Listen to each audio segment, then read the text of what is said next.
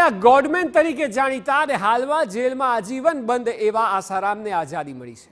આઝાદીની પૂર્વ સંધ્યાએ આસારામને 7 દિવસની શરતી આઝાદી મળી. આખો મામલો એમ છે કે નાદુરસ્ત તબિયતને લીધે આસારામે 7 દિવસના પેરોલ માટે અપીલ કરી. હવે સારવાર અર્થે પુણે હોસ્પિટલમાં આવશે આસારામ. જુઓ આ રિપોર્ટ.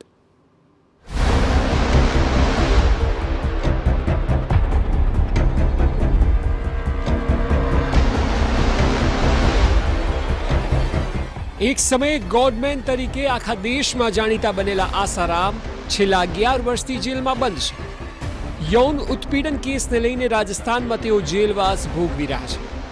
આટલા વર્ષોમાં અનેક વાર તેઓ દ્વારા પેરોલ માટે, જામીન માટે અલગ અલગ પ્રકારની અરજીઓ કરવામાં આવી, પરંતુ ક્યારેય પણ કોર્ટે તેને ગ્રાહ્ય રાખી જ નહીં.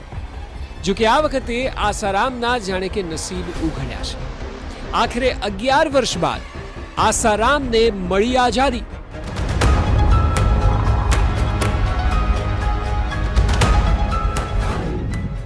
જેલથી છૂટશે આસારામ.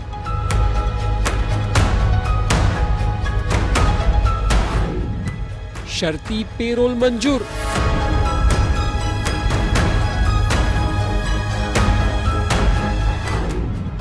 સાત દિવસ બહાર પણ શરતો લાગુ.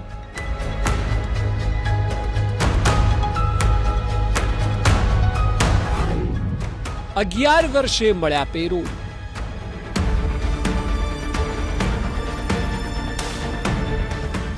યૌન ઉત્પીડન કેસમાં સેન્ટ્રલ જેલમાં જોધપુરમાં આજીવન કેદની સજા કાપી રહેલા આસારામને હવે આઝાદી મળી છે.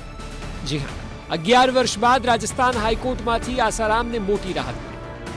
હાઈકોર્ટે આસારામની સારવાર માટે 7 દિવસના પેરોલ મંજૂર કર્યા છે.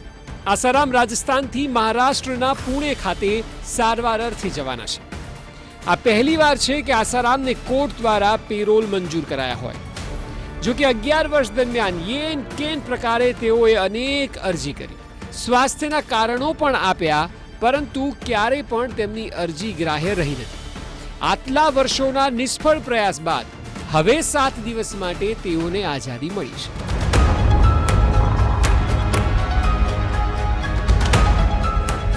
જો કે અહીં કોર્ટના આદેશમાં સૌથી મહત્વની બાબત એ છે કે આસારામને પેરોલ દરમિયાન પણ પોલીસ જાપ્તામાં જ રહેવું પડશે.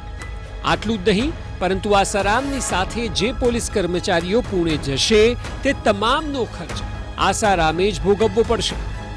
પોલીસ કર્મચારીઓના ફ્લાઇટનો ખર્ચ, ખાવા પીવા અને રહેવાનો ખર્ચ આસારામ દ્વારા જ ઉઠાવવામાં આવશે તેવું કોર્ટે સ્પષ્ટ કરી દીધું છે. આપને જણાવી દઈએ કે ગત 9મી ઓગસ્ટે આસારામને હૃદયમાં દુખાવો ઉપડ્યો હતો. આ દુખાવા બાદ તુરંત જ તેમને પોલીસ અને જેલ પ્રશાસને એમ્સ જોધપુર ખાતે દાખલ કર્યા હતા.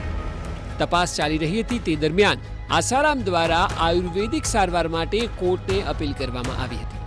આ અપીલને કોર્ટે ગ્રાહ્ય રાખી. હવે આસારામ પુણેના Madhavbaug multidisciplinary cardiac care clinic ખાતે દાખલ થશે અને સારવાર કરાવશે. જો કે આસારામની નાદુરસ્ત તબિયત અને જોધપુર એમ્સમાં દાખલ થયાના સમાચાર સાર્વજનિક થતાં જ તેમના સમર્થકોની ભીડ પણ હોસ્પિટલની બહાર એકઠી થઈ ગઈ હતી. આસારામના ગુનાઓના પર્દાફાશ બાદ પણ ભારતમાં આજે પણ તેમના અનેક અનુયાયીઓ છે. મહત્વનું છે કે આસારામ 2 સપ્ટેમ્બર 2013થી જેલમાં છે. એક યુવતીએ પોતાની ફરિયાદમાં તેમના ઉપર આરોપ લગાવ્યો હતો કે 15 ઓગસ્ટ 2013ની રાત્રે આસારામે તેને જોધપુર નજીક મણાઈ સ્થિત પોતાના આશ્રમમાં બોલાવી હતી અને તેની સાથે બળાત્કાર ગુજાર્યો હતો.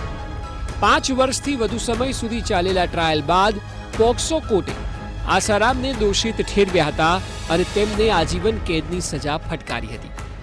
ગયા વર્ષે ગુજરાતની એક કોર્ટે આસારામને 2013માં તેમના સુરત આશ્રમમાં એક મહિલા અનુયાયી પર બળાત્કાર કરવા બદલ દોષિત ઠેરવ્યા હતા.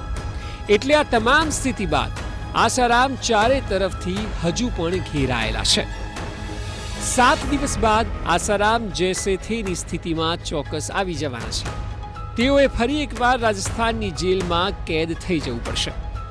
એટલે એવું કહી શકાય કે આસારામને આ આઝાદી ચોક્કસ મળી છે, પરંતુ વચગાળાની અને એકદમ નાની, માત્ર 7 દિવસની. Bureau report, TV9.